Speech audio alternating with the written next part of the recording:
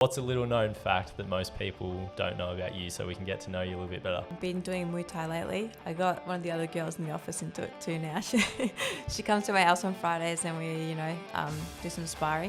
What does a typical day in your role look like? It's a mix of like logic, precision and a sprinkle of future telling. A lot of people don't understand the process that goes behind any sort of slight change, but it takes a whole team. So if clients have a clear picture of what they want from the beginning and able to stick to that, it can deliver them a more economical house as well as a quicker process. What are some material alternatives or design alternatives that clients can utilise to hopefully still get 90% of the design integrity of what their vision for the property is, but maybe reduce the price into something that falls within their budget? This is probably an unpopular decision, unpopular choice, but I would avoid flat roof designs. A lot of the time, a lot of builders I've noticed, they engage with the client, and then once the sale is in the bag, basically the contract's signed, they kind of neglect the client. Welcome to the Build Your Legacy podcast with Enso Homes, discussing all things building, custom homes, and building a legacy for you and your family. Welcome back to the Build Your Legacy podcast with Enso Homes. Today I'm joined by Eda Kaynak, one of our estimators. Welcome, Eda. Hello, Sam. Thank you very much. I'm very happy to be here. Well, thank you for joining us. And can you give us a bit of a spiel on what the role of an estimator is? Yeah, so I'm the pre-sales estimator. So we figure out the costs of a project before we commence on site. So we're like basically the human calculators, making sure that we're not blowing out the budget or, going broke basically before we finish the project. Super important. And what does a typical day in your role look like? So it's a mix of like logic, precision and a sprinkle of future telling, I think. Love that. So basically think like plans, numbers, repeat. So we just look at specifications, documents, and we measure materials, labour, hire, and basically conditions of the market. Awesome. And we'll dive a bit deeper into that later on. But going back to the beginning with your story, where did you grow up? So I grew up in Turkey. I was born in Sydney, but when I was one, my parents moved to Turkey with me. So came back to Australia when I was like 10 or so. And Turkey wasn't just by chance. You have heritage there, don't you? Yeah, my family's from Turkey. So yeah, went back to the hood. Awesome. And then what city did you grow up in there? Ankara. Okay, Ankara. Yeah. And what's Ankara like? Yeah, it's really nice. It's very mountainous. Like in the back of all the landscapes, you've got hills, whereas here it's totally flat. It's really nice. Heaps of food, very warm people. Yeah, it's really good. Awesome. And what hobbies did you have growing up? I played piano. So I went to a music conservatorium. I trained classical piano for most of my life. Cool. And can you tell us a bit more about what a conservatorium is? Is it just a school for people interested in classical music or? Yeah, so it's basically like a music school for classical music. Okay. And do you still practice your classical music? Every now and then, but, sometimes, life takes over, so you don't really get as much time. For sure. And what's one of your favourite classical music pieces? A bit of Rachmaninoff or Chopin. Okay, Yeah. nice. I haven't heard of those ones, but I'll have to check them out. And then where did you go to school when you did come back to Australia? So I was in Queensland. Went to Ironside State School. I didn't really know English, so I was getting my bearings and stuff then. I probably remember Geelong more because I kind of gotten over that period where I was still like transitioning into being an Aussie. Yeah, no, absolutely. Well, I've got like aunties and uncles or great aunties and uncles that came over from Italy and they had to start school without knowing English and they found that really challenging. How did you find it? Yeah, it was okay. It was challenging, but I kind of am, mostly in my head anyway, suitable to my role too. Yeah, I'm mostly just working away on my own. So, self-guided stuff and then, going back to collaborate with the team. Yeah, cool. And then when you moved to Geelong, you went to a couple of different schools or? Yeah, so I went to Geelong Grammar, Geelong College, but my favourite, I finished at Cardinia. They had an IB program, which was so good. Yeah. Yeah. So that's the international Baccalaureate. Yeah. Yep, perfect. Another big word. And Yeah. does that mean that you were studying things that you could be studying in Turkey or anywhere in the world? Is it a program that they teach at international schools or? Yeah, pretty much. So VCE, basically you're ranked against Victoria, whereas IB you're ranked against just yourself. So you just get your score. You're not really, it's not graded against anyone else's score. It's just your score. And also, if you do decide to study overseas after school, you don't have to retake the exam relevant to that country. Yeah. Okay. Interesting. And I know you probably don't want to say it, but you're pretty good. You're a pretty good student. You're pretty switched on. What made you decide to take up a career pathway in the construction industry? It's not a traditional pathway that's super academic, and then also on top of that, it's traditionally a little bit more male dominated than female. So how did you choose about coming into the building? Well, I kind of wanted to still stay in something creative, but I kind of wanted something more tangible that I could be involved in. Music was, you're creating things all the time, but it's not really, it's just kind of, music. So it's not really anything tangible. I really enjoyed, I really enjoyed actually creating something and seeing it come to life. So, yeah. Yeah, that's cool. And then we're fortunate to have you join us about 3-4 years ago. Yeah, 4 years ago. 4 years ago at Enso Homes. The time has flown by. I know. How has joining our team helped your career develop on obviously both the professional level but also the personal level? Well, by being here, I got to see a huge range of things now. So, I mean, my previous employers, I haven't been as high level as Enso. So now it's kind of opened my eyes up to what the process should be a little bit more. What was the question again?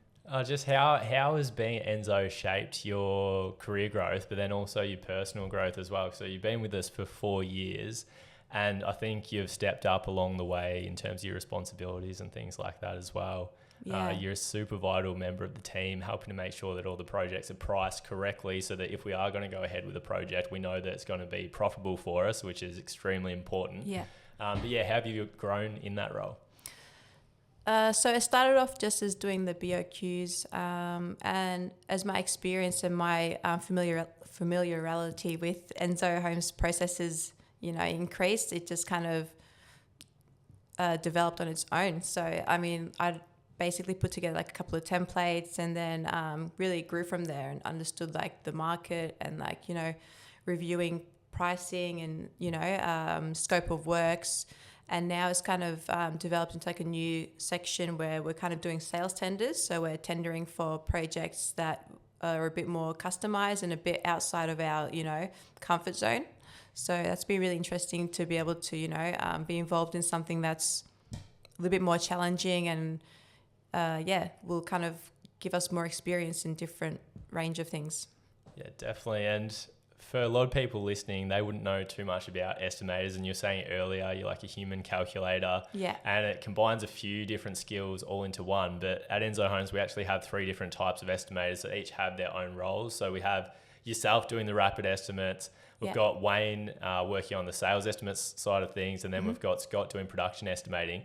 Can you give us a bit of a run through of what each of those separate pathways entails and how they contribute to the projects for us? Yeah, for sure. So I do pre-sales estimating. So that's mainly before the contract is signed by the client. So we figure out anything that's, hard to decipher. So anything that is hard to decipher, we clarify and figure out like a construction process, how to build it, or make, maybe an architect's sales sketch actually buildable, for example.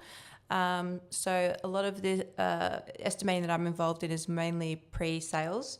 Production, it gets handed over to once pre-sales is finished. So once the contract has been signed and the project is going to site, then it gets handed over to the production estimator.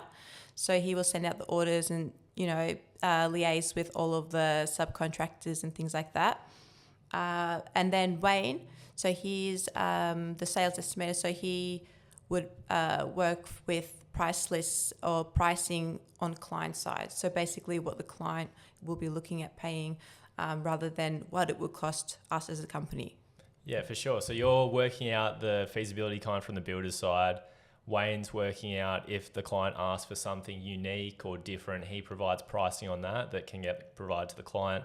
And then you've got Scott, who's actually sending out, once the contract's already signed, he's sending out those orders so that people have the orders to complete their labour efforts or supply the materials that we're requesting. Yeah, exactly. So that's really cool. And your role has to do with finding out or determining the feasibility of the project for the builder. From a client's perspective, how early do you think they should start considering their budget and the implications of that on what they can actually design and build? Yeah, for sure. Immediately. Like as soon as possible, because the more of an idea you have of your budget, the better you'll be able to basically design it accordingly. A lot of people get carried away and they forget about budget and they, put $1 million items in their project. It's just not possible. So it's just about kind of understanding your budget and how much you've got to spend, and then designing it based on that.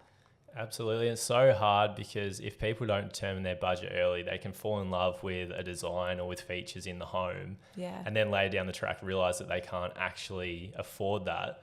What are some recommendations that you could give to people looking to build a house to help them determine what is feasible within their budget? Like, how can they determine that from an early point in time to make sure they don't go down the path of planning to build something that they just simply, unfortunately, can't afford? Yeah, for sure. I got 3 good ones. So I would say site costs, obviously.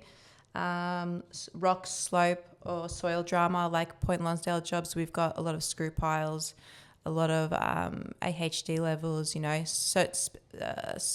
site specifications that are required. Then we've got, second one will probably be scaffolding and overhires. Wall heights are a huge factor. So anything above 3.1 will require 3 to 4 phases of scaff, depending on like the wall type and the cladding. Also, any issues on site, if it happens whilst we've got scaffolding installed or we need scaffolding to resolve it, that will usually blow out the budget as well. And the third one will be design changes mid-build.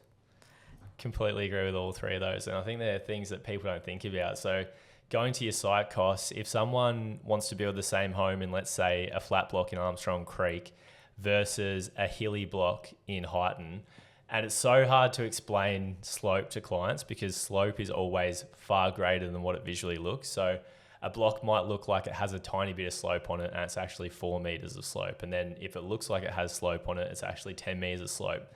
And with that, you can spend up to $150,000 just in site costs. So that's just to make the land suitable to construct on before you've actually started building the house. For sure. So I think that's a fantastic one. The next one was scaffolding. Mm-hmm. We know with some double stories, you can drop 30K on scaffold, and that's money that you don't see in the final build. So it feels like just lost money. Yes, I know. So it's so frustrating that you got. It's so frustrating. It's important, obviously, from a safety aspect. Yeah. I think that's why it's also really important to have really skilled project managers, because they really think about it before they approach it. So they think, let's have this scaff on for this amount of time, and that one, maybe we can get rid of this and adjust it with this. So they're quite savvy with it. Another thing that's something to look out for would be voids, like for double stories. We didn't have a great experience with a void that we built because it did blow out the budget. We weren't expecting scaffolding to cost, so much for empty space. Yeah, and exactly. So there's two reasons why. So avoiding a double story home, aesthetically it looks fantastic. You have that nice double height ceiling impression that you get. But as you touched on, we've got to pay for scaffold, which effectively builds a floor over that entire void or hole to allow us to construct the house on the first floor during construction. So that costs a fair bit of money. To also have a large amount of space that isn't supported by walls, so those wider spans, we're putting in more steel typically, and steel always costs more money than timber when you're looking at the structural frame of the house. And then even like on another level that people probably don't determine, but the actual operating costs of the home. If you have large voids or high ceilings, it means there's more volume in the house, and it's going to cost more to heat and cool as well. And you might need stronger, more powerful systems. As we know, heat rises, it's going to go up to the first floor. Cold air is going to drop down to the ground floor. So you've got to work through that as well. I didn't think about that. That's a good point. Yeah, so they're definitely some things that clients may not be thinking of.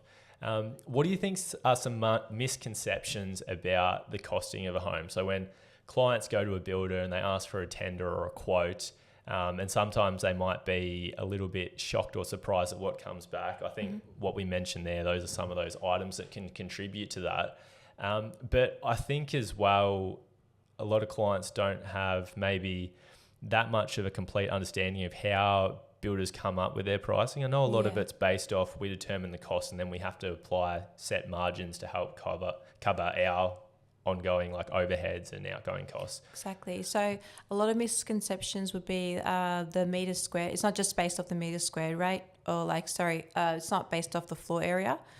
A lot of clients will think that, it's just a small home, it's just a really big home, why is it cheap, or vice versa, It's a lot of the time is to do with the specifications, the quality of the finishes, materials, in particular external cladding materials, like stone would be super expensive compared to something like James Hardie cladding, which would be, lightweight and quite cost-effective material. It's actually to do with a lot of variables rather than just a area component. Definitely. And from the point in time when you complete your estimate to when the house is actually getting constructed and when we have to pay for the materials and the labour, how long is there usually in terms of time between those two processes occurring? And presumably pricing can fluctuate during that time. So how do you manage that? So basically, it depends on the complexity of the project, but anywhere from, if they're final, there's no changes required, if they're ready to go, anywhere from like 4 weeks to, it could be, 14 weeks. It just really depends on the area, the council that has to approve all the designs, and also the client, and if they want to change their mind, if they want to change this. So there's a lot of factors that can change the timeline. In regards to pricing increases, I would say probably. So we try to alleviate that. We try to reduce the time in between, acquisition to going to site. But I would say probably, we just review pricing constantly. So, when you're working with these things every day, you start to get an understanding of the trends and the patterns. We're also staying in close contact with a lot of our suppliers, and we're in the loop. Yeah, for sure. Yeah. And you touched on client variations earlier as well, in terms of a way that can run up the cost for the client. And if the client is getting an item quoted at contract stage, we might be getting charged X amount by our supplier at that point in time. So then we apply the margin, and it will cost the client whatever it costs. But then if they request it, 6, 12 months down the track during construction, the price to us has increased. So then that necessarily has to be passed on to the client. But what are some other things when a client raises a variation that is going to make it more expensive to them at that point in time, rather than if it was included in the original contract and scope of works? Yeah, it's a good question. I would say definitely external wall materials, so it's particularly on the facade, because we have to get developer approval. Also, anything that incurs structural changes, so additional windows or changes in windows or wall heights, we'll have to get those plans and drawings re-engineered. So a lot of people don't understand the process that goes behind any sort of slight change, but it takes a whole team, a couple of activities. So that's a considerable amount of work, and it's not easy, especially, they don't realize the implications. So for example, if you changed your cooktop from a gas to electric, we have to double check that the electrical power supply is sufficient to the house, which means we have to look back at, this and this. It's just a domino effect, I think. Absolutely. And with that, you have to look at the cabinetry, whether that's going to allow for the different type of cooktop top as well as the stone bench top, the cutout for that, all those kind of things. And like you touched on, how it takes the whole team. So as a result, the whole team has to touch it in some way, whether it's on the documentation side of things, ordering it, managing the project, managing the orders and calling those things up. So that takes a bunch of time. As soon as things are changed as well, it creates an increased risk for something to go wrong. So basically, we're changing the original plan, and if we're going away from the original plan, then there's the risk of something going wrong, because if that's not communicated successfully to everybody and everyone's fully across that, they may stick to the original plan, and then we're going to have issues. And then it can also slow things down to work through that whole process. And slowing things down, it delays the progress of the build, and it can also therefore delay the completion of that stage, which is when the builder gets paid. The builder obviously has overheads and bills to pay for that are coming in consistently. And if we have to delay when our income comes in, then that's not going to line up with our outgoing costs. So that can cause cash flow challenges for the builder as well. So there's a whole bunch of implications that occur when a variation's made. Yeah. And as a result for that, that does have to be financially accounted for when the likes of yourself or another estimator are pricing those variations. So sometimes when clients do request something, they might think it's quite a simple change and a simple fix without understanding the team at Enso that has to go into it. Our trades and suppliers have to be aware of it, whether we have to get any design approval changes or engineering changes or permit changes. They all cost money, the risk of things going wrong and the delay of cash flow as well. So in terms of all those things, that adds to the cost of that variation. So if clients have a clear picture of what they want from the beginning and are able to stick to that, it can deliver them a more economical house as well as a quicker process as well. I know it can be challenging, and we try to be good with our clients in terms of allowing them to have those variations because we like to have that flexibility, but it does have an impact. So it's something that has to be accounted for. What level of detail do you require from clients to be able to provide them with an accurate estimate? I know a lot of people, they want to try and know what their pricing is going to be as early as possible to assist with their budget, but there must be a certain level of detail that you need to actually be able to provide them with something that's quite accurate. Look, just a sales sketch would be sufficient. I mean, sometimes I just get like a hand-drawn A4 sketch, and that's enough for me to basically adjust it to our scope of works and how Enso likes to build things, and apply our specifications to it and really make it one of our own projects.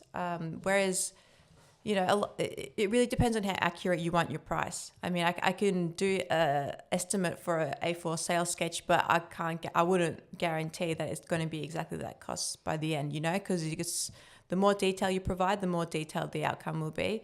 But basically, when I do any estimate, I will always write down and put like a breakdown of inclusions, what I've allowed for, what I've assumed, what wasn't provided to me, and basically reference those things just to make sure that it's all transparent, it's all communicated properly, and the client's not, confused or so that nothing's miscommunicated, Yeah, fair call. And that's pretty impressive to be able to provide a rough ballpark quote from a sales sketch alone. What are the items or documentation or information that you require to be able to provide a 100% price that can then go into the contract for the client as a fixed price? As a fixed price, I would say engineerings, working drawings, so, a full complete set of plans, including internal elevations, specifications, so like a colour schedule, and any other like soil reports or wind rating, anything that's, outside of the standard, basically. Yeah, for sure. And a lot of the times clients wouldn't necessarily come to us with that documentation. Sometimes they may if they've been working with an architect already. Obviously, that documentation comes at a further cost. So it just depends at how far the client has committed to the process of actually building the home. Exactly. A lot of the time people come in with full sets of, plans, and they know exactly what they want, but they're not really understanding the price because they're maybe they come in with a full set of architectural plans and the architect's really just lashed out and included this and that, and vaulted ceilings with beautiful, beautiful windows, that are floor to ceiling windows or something like that. It's in theory, it would be great to build, but these things, they all add up. So it's just, you got to kind of keep your mind on it, Yeah, for sure. Without blowing the budget. Yeah. Well, when it comes down to blowing the budget, when a client comes in, they have, a set amount of expectations and desires that they want to achieve. How do you recommend that's balanced with the quality of the project or the outcome or the finishes that they're wanting, and then the actual cost of the project? Yeah, so I mean, the same result can be delivered in 3 or 4 different ways, I believe. So if you're looking for a render finish, you got to think of the substrate, but you got to, you have to be a little bit clever when it comes to these things and kind of figure out what their idea is and their vision, and then kind of try to find or even just working with your suppliers and just saying, hey, this is, is this the best you can do, or do you have something else that you could suggest for us that we could use? And a lot of the time they have a lot of knowledge and experience base that they can really assist with these things. So it's basically just a team effort. Yeah, definitely. And we identified before some things that can lead to cost blowouts with clients, being your scaffold and your site costs and your variations. So if clients are able to minimize the amount of slope that they're building on, obviously try and reduce the amount of variations that they request, and even looking at the design, even if you do want a double story design, there are still ways to minimize the amount of scaffold required. So all those things can help drop the price for the client.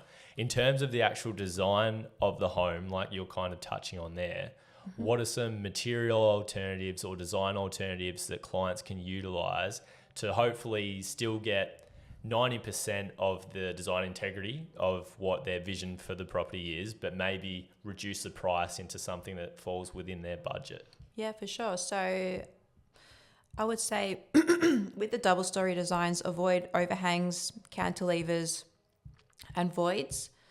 And make sure that the first floor materials are relatively lightweight and nice and light.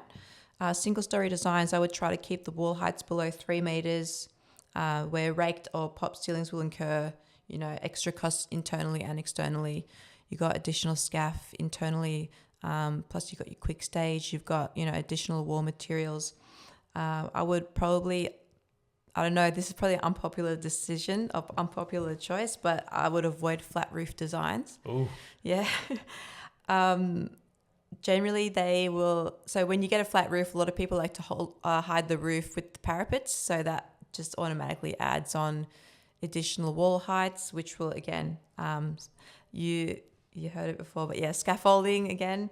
And so box gutter is also another one that's quite expensive with the flat roof designs. For sure. And can you touch on heating and cooling systems as well? Because I know flat roof and pitch roof has an implication on heating and cooling that some people might not be across. Yeah, for sure. So with the flat roof designs, our standard heating and cooling will be like a split system to the living areas, and then you got your Nobo heating panels to the bedrooms.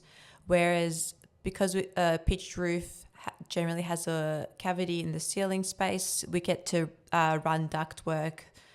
So our standard inclusions for the heating and cooling will be a little bit different. So that will be gas ducted heating for that one. And they're quite big units, the ducted heating and cooling system. So you need a lot of volume of space inside your roof to house that unit. If you got that flat roof, you don't have any space in there effectively. So you can't put any units up there for heating and cooling, nor can you put anything up there for storage. If that's something that you're interested in, it can also make it a little bit more challenging rewiring the house and doing things like that later on as well. Yeah, for sure. So a lot of this pricing conversation, it's pretty kind of complicated, and it's, quite rational thinking. It might not be as intuitive as the design side of things. I think when people are looking at their house designs, they know what they like the look of, but when it comes to pricing, it's just something that people find it a bit harder to grasp. They're not sure, what does these things cost? And I think some of it comes down to as well, not only the fact that pricing's continually changing, but it can be hard to understand the full cost that goes into something. You can walk through Bunnings and you can see some kind of product on a shelf, whether it's a ceiling fan or a tap or whatever it is.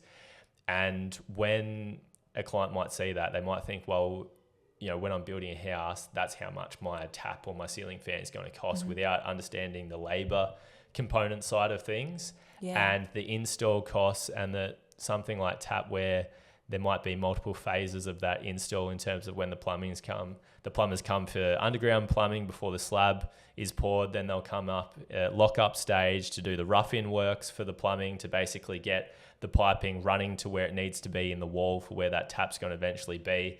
And then later on in the build process, when they have fit off, the plumbers have to come back again to actually fit off the tap that you see in the finished home. And all those times that we get the plumber back, they obviously charge us for it. It's more time, more effort, more travel, all those kind of things. So it's so hard to just look at the material side of things, and people quite often underestimate the amount of work on the labor side of things. How do you find that balance between pricing the labor and the material cost of things, and how that contributes to the overall cost of the build? Yeah, for sure. I would say that it's about 50-50. So generally the material costs will equal the labor costs, more or less. I mean, that's just a rule of thumb. I would say that it's very difficult that's why Wayne's job is difficult, because he has to price upgrades or variations on their own without it's easier for me to look at the big picture, because then I can just make the adjustments across the whole project and then it's done, whereas he has to really think about, how much of a slab of stone will that be equal in total, or something like that,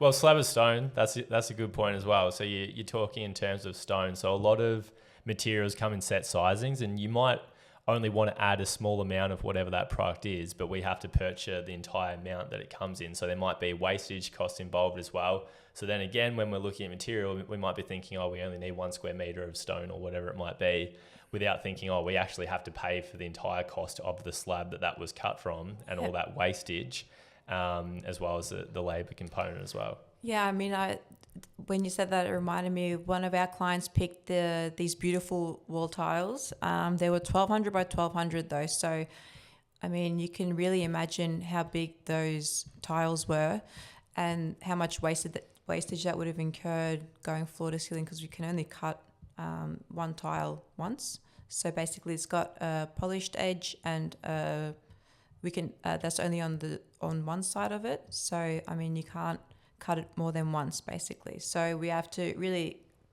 factor in a lot of these things and know the product and material, which is also another reason why, when you work with a new material or a new concept, it generally also incurs additional costs. So when we're stepping outside of our comfort zone and we're trying new things, we have to kind of monitor and control it so that it doesn't blow out the budget, because a lot of the time it can easily do that. Yeah, and this might be starting to get to the point where it's starting to sound a bit complex, but fortunately clients don't have to worry about any of these kind of things. That's why we have estimators like yourself working for us and helping us. So when a client is looking for a builder to help take care of these kind of things, costing, all that kind of stuff, what should they be looking for in a builder to make sure that they're the right builder for them? That they align with their values. Also with that the projects that they've completed are, at the level that you would like them to be. And also that the builder also listens to the client and, is engaged with them throughout the whole process. A lot of the time, a lot of builders I've noticed, they engage with the client, and then once the sale is in the bag, basically the contract's signed, they kind of neglect the client on site and throughout the construction process. Whereas, I think that it's, if not more important, throughout the process during construction of how, the customer satisfaction. So I think that's what separates a good builder from a not so great one. Yeah, I completely agree with that. We have worked with a number of great architects over the years, but I was talking to a client of an architect recently who was quite upset because she's paid quite a lot of money for the concept design. So not even at the stage where it's the construction drawings. So they're two different things, like you're talking before with your sales sketch. So you've got the concept design, which is how the home is generally going to look, but then you need to develop construction drawings that allows the trade team to actually be able to build the home. So she was just at the concept design stage and she spent a fair bit of money, and she was really excited to be selecting all the different materials and colours and things like that for her home, which is definitely one of the exciting stages, and it's what really puts that personal DNA into your house design. But unfortunately in her situation, the architect that she was with had kind of taken over that role for her and wasn't allowing her to do that because they had their own vision for how the home should look.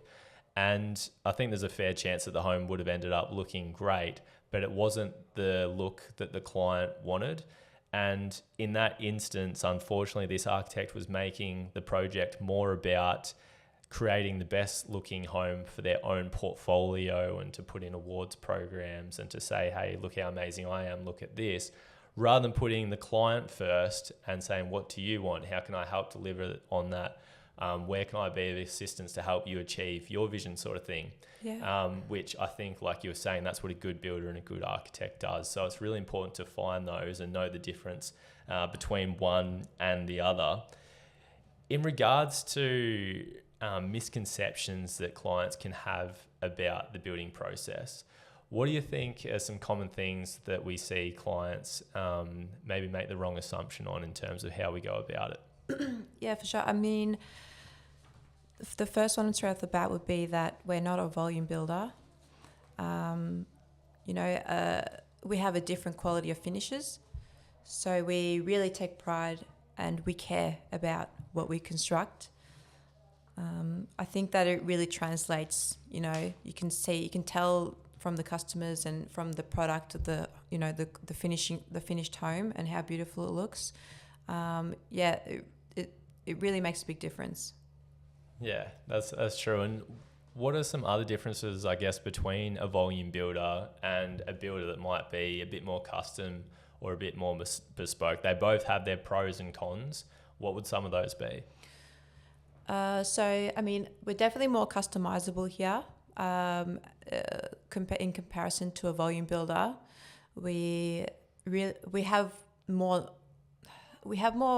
experience, I guess, in stepping outside of our comfort zone, whereas a volume builder would be, great at what they do at their, standardized floor plans. But if you're looking for something that's, a little bit different, that's not, something that you can just find off a website of a floor plan, then we're probably more suitable because we actually, our inclusions, facilitate these upgrades. So basically, we have square set cornices to most of the, common areas. So that facilitates, upgrades to additional locations. So we're kind of setting a benchmark for basically variables that a lot of clients are already upgrading to. Yeah, and I guess you said we go outside of our comfort zone a bit more than what a volume builder may do because of the flexibility that we allow with design choices and things like that. The flip side of that is that it does present us with a lot of challenges because we're designing and building things that we haven't necessarily done before. Can you remember a recent time where we've come across one of those challenges, and how did we overcome that? There has been a couple, probably one of them that actually made it to site. A lot of these issues happening in my head conceptually before it goes out onto site. So then hopefully we can troubleshoot it before it gets to site and there's a problem on site. So we try and, have these play out in our head beforehand so that we can avoid, additional surcharges. But what we do is we try new things, like with the new facade that we tried when we first did our ARIA facade. That was a really challenging facade, but can you describe the ARIA facade to the listeners real quickly? Yeah, for sure. So flat roof. We've also got parapets to both floors. We've got stone cladding on a pier that extends from the ground floor to the first floor. We've also got really beautiful iron gum timber to a curved wall on both levels that are on opposing corners on both levels. And that was the first curved wall that we did, the ARIA facade. So that was quite interesting in itself. So we didn't know how we were going to do that. There was a couple of different processes we could have done. Well, with curved walls, it comes down to radiuses. So going back to your mathematical Yeah. background in academics, you have to work out the right radius for the cladding. So obviously a lot of cladding materials don't bend. So you have to Yes. find cladding that can actually work with the curve to provide a tight finish on the envelope of the building, but still having that design impact that you want, because too little curve, you're not really going to see it. It's not going to have that wow factor. Yeah. But then if it's too tight, the material won't actually wrap with that. So it's about, you can't just pick any kind of timber cladding or any kind of cement sheet cladding or whatever it might be. You actually have to find products that specifically work with that design so you can actually construct it. Exactly. I mean, we are originally on that curved wall, we had 122 mil width cladding lengths. So that's 122 mil, and that was going to be like a jagged curve. So we were like, oh, we better reduce the width. So then we started, we retried it with the 76, and that worked out schmicko. Perfect. So if you were designing your own dream home, what would you be including in that? A pitched roof, for sure. Love that. Electrical. I would go overboard on electrical. People neglect electrical, and I hate to see it. So what kind of electrical items are you going to include? lighting, enough power points. These things a lot of the time are overlooked. Our clients are pretty onto it, so they're quite good at selecting some good electrical items. But I'm just talking overall. Another thing that I would really enjoy would be cathedral ceilings or raked ceilings. They're an extravagant touch. Highlight windows. I'm more about simple designs. I like simple designs better. Simple, nice quality finishes I like the most, I think. Nice. So probably steering away from simple. What's one of the most memorable items you've had to estimate over the years? A recent one, actually, I had to estimate a hemp house. Hemp house. So Yes. hemp as in weed, or is it a bit different to weed? A little bit different. So it's like hemp blocks. So it's like a sustainable construction material. It's like these compressed, so basically like these blocks with compressed hemp. Okay. Is it similar to rammed earth in terms of like the thermal performance and stuff like that, or is it a bit different? It actually is quite similar. So you can even get rammed like hemp. I don't know if that's what it's called, but it's basically like they chop up like the hemp inside and they just shotcrete it onto the wall. Yeah. Yeah, cool. Super interesting. And why would someone be going with a product like that? Is it purely for the aesthetics? We touched on the thermal side, like I assume acoustic properties as well. I think it was just something that they were interested in. Maybe like they want to keep their build sustainable. It was very interesting. I'd never seen it before, so I was very excited to read through the brochures. Love that. And unfortunately, our clients and even some of our trades don't get to interact as much with the estimators as we would like, and as much with some of our other staff members. But what's a little known fact that most people don't know about you, so we can get to know you a little bit better? Unknown fact.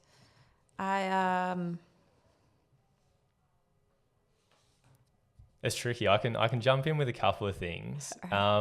I'd love to hear a tiny bit more about the piano, but also you're quite into your kickboxing, so maybe you can tell us about that. Yeah, been doing Muay Thai lately. I got one of the other girls in the office into it too now. She comes to my house on Fridays and we, do some sparring. So, I've been really getting into it. I went to Thailand with my brother about a year ago and just became obsessed with it ever since, and then just started training with him at Ultimate Muay Thai in South Geelong, and then moved to Bones in Torquay. Yeah, cool. Afterwards, and then so now I've just been. I set up like a little dojo in my garage. It's pretty cool. Love that. I'm not sure if you've seen the recent White Lotus series on Netflix, but say in Thailand and they go to a Muay Thai event. Have you actually had a fight in a ring with someone doing Muay Thai? Not professionally. Just like on a local, like to the point where it's an actual fight. It's not just sparring. Have you done anything like that? Not yet. Do you aspire to do anything like that? Yeah. Yeah. One day. That would be pretty cool. Yeah, that would be awesome. Are there like levels? I assume there's levels to it. I know with karate they've got the different coloured belts. Is there something similar like that with Muay Thai or? I don't think so. I don't think there's any like grading systems, but it's like you can immediately tell if you're shit or if you're good. Love that. Just being honest with it. Now, if you weren't a professional Muay Thai fighter or working in the building industry, what do you think you'd be doing for a career? Ooh, that's a hard one. I reckon probably music still. I mean, if I didn't have, if construction didn't go well for me, maybe I would have gone back to music. But yeah, I'm pretty lucky where I didn't have to reconsider. And where would that take you with music? Would you be a like an actual perform in a band or a music teacher or a solo artist? What would you do? Well, I had a few gigs doing music, piano accompaniment for like people who were like playing for exams or concerts and stuff like that. And they needed like, if they were doing like a wind instrument, if they were playing a wind instrument or like a brass instrument, they needed some sort of piano backup. I was quite good at that. So maybe I could do that professionally. But yeah, I hadn't really thought about it because, never really it was going well for construction. So, stuck to it. Love that. It is going really well and hopefully that continues with construction. What's one legacy that you'd love to leave behind in your career? Definitely an Enso house. Yeah, I reckon. As in design it yourself or build with Enso? Build with Enso one day, I reckon. That would be a landmark for me. Love that. And you already said what you want in your dream home, but if you were going to build with Enso, where would you love to build and what would the design roughly look like? I'd love to build in Thailand, but realistically, it's only going to be in Australia. So imagine the travel surcharges the trades would be charging us for that. Yeah, imagine how big the garage would be to fit a huge dojo. Absolutely. Yeah. No, that sounds really cool. Well, yeah, thanks for taking the time to join us on the podcast today. Thanks for having me. Really appreciate it and had a great time. Cheers. Cheers.